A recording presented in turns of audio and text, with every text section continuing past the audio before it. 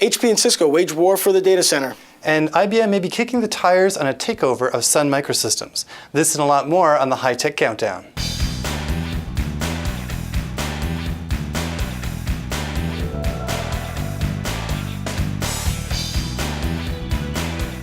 Hi, I'm Shane Schick, Editor-in-Chief of IT World Canada. And I'm Paolo Del-Nibletto, the editor of Computer Dealer News, CDN. A lot to cover off this week. Front and center is the mudslinging going on between HP and Cisco for the data center. This after Cisco made one of its biggest announcements ever with a unified computing system. Actually, I haven't seen a ton of mudslinging directly from HP. Obviously, this plays in their area. It plays in IBM's area as well. The part that kind of interests me is not necessarily the fact that Cisco is coming out with blades. I think that's probably in some ways a natural step. But I was more interested in the management software that potentially is going to be a part of the system, because when I think of the other players in this market, IBM has a lot of technology and software around systems management, and HP has obviously been doing that since the OpenView days. So to me, the competitive landscape here won't necessarily be changed by, more hardware entering the market. The battle is going to be more around, I think, the software and maybe some of the services. Well, this was a marriage that was working very well. HP was one of Cisco's top integration partners, but now with the blade servers coming in, this is going to create a lot of friction with this marriage. And, you also have ProCurve on the other side, so that's going to be competing with Cisco. So I don't see how this relationship is going to further evolve from what it is right now, but it's definitely going to be interesting to see how it plays out. A lot of this stuff is still at the rumor stage, but the biggest rumor going on right now is that IBM may be possibly attempting a takeover of Sun Microsystems. This was first reported in the Wall Street Journal. There was a suggestion that the talks could fall apart, so nothing is for sure yet. But what's interesting is that earlier this week, Sun announced a special vCloud sort of initiative that could be the very same kind of cloud and virtualization technology that IBM has been making a lot of investments into. Well, if this deal ever does happen, I mean, I shudder to think how many billions, if not trillions of dollars it would take to actually acquire Sun. And the thing that surprises me from IBM is how they haven't really established themselves in the cloud. I mean, everyone else is going out there and doing that. And why hasn't IBM? I mean, to me, it's a puzzler. I just don't get it either. I mean, I think that if you look at these two companies, they just have such different cultures, even just sort of an attitude that I think they brought to the business. And you have to look at, what does IBM really gain from this? I mean, the last couple of years, Sun has been spending its time making its own weird acquisitions like storage tech. Does IBM really want to have to deal with the integration issues around that? Apart from taking out a competitor, I'm not exactly sure what IBM will gain.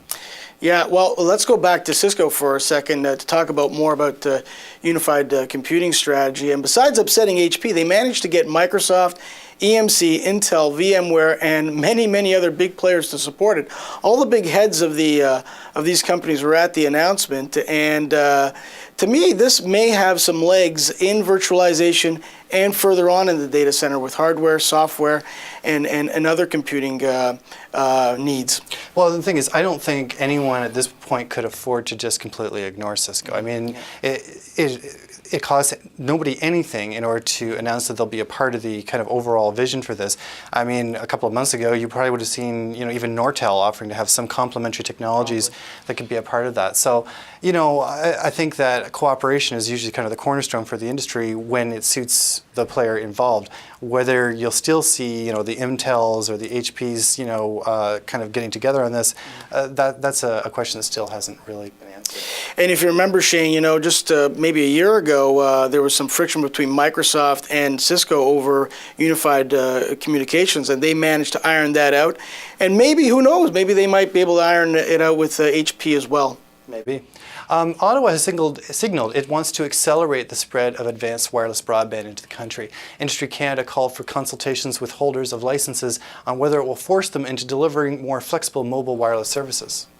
Well, Canada's always led in this regard. It's one of the things I'm always proud of being a Canadian. But if you look at this, I don't know how this really benefits the big players like Bell and Rogers. Like Craig's Wireless and Clearview and some of the other players, I think this would like help them out more. And I guess that's what Industry Canada is trying to get at here. From an end user perspective, I think this is good for those people who like to carry their laptops and handhelds and do it that way. I think that definitely is a benefit from what I see.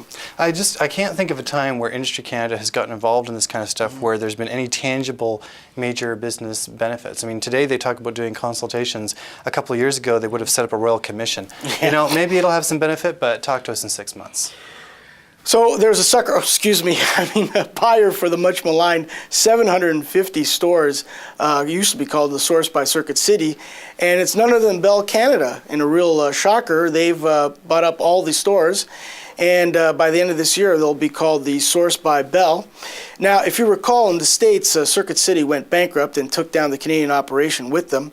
It looks like for a long time no one wanted to buy them, but then Bell became the White Knight. I just do not understand it. Of all the times to invest in new businesses or to diversify, why you would pick first of all, the computer electronics segment in general, which has not been in great shape for years. The fact is, apart from the Source by Circuit City, all we've really had, I guess, is Future Shop and Best Buy, which are part of the same organization anyway. You know, I thought Bell was being more competitive and smarter by investing in some of these smaller kind of channel partners and buying them up and kind of positioning itself as an Uber reseller. Than going into a business that, in my opinion, it just doesn't have any real place to be. Yeah, I don't understand it either, because if you go to any mall today, I mean, you can buy a Bell phone and other services in various places. To have them as well, I think is almost overkill. But these stores in Canada have been profitable, so who knows? I mean, maybe there's something for it. Maybe it's a play to get more Bell business out west, which they haven't done very much of. They, predominantly are very good in Quebec and Ontario, but we'll see. And finally, in lighter news, I'm not sure if you watch Dancing with the Stars. I don't, Shane, no. But Apple founder Steve Wozniak made his debut the other day, and according to reports, he's actually using social networking services to make sure that he stays in the competition.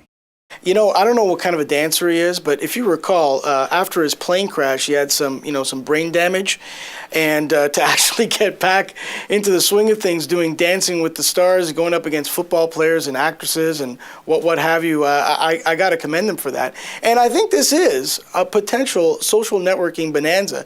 Like, I mean, he's working Twitter, he's working Facebook. I'm not sure he's going to win on technique alone, but he definitely has a lot of influential friends, and they have a lot of influential friends, and they have a lot of influential friends, if you get what I mean. Well, what I love is when they did the promos for the show, they kind of take each person and give them a handle, like, the actress, the sports hero.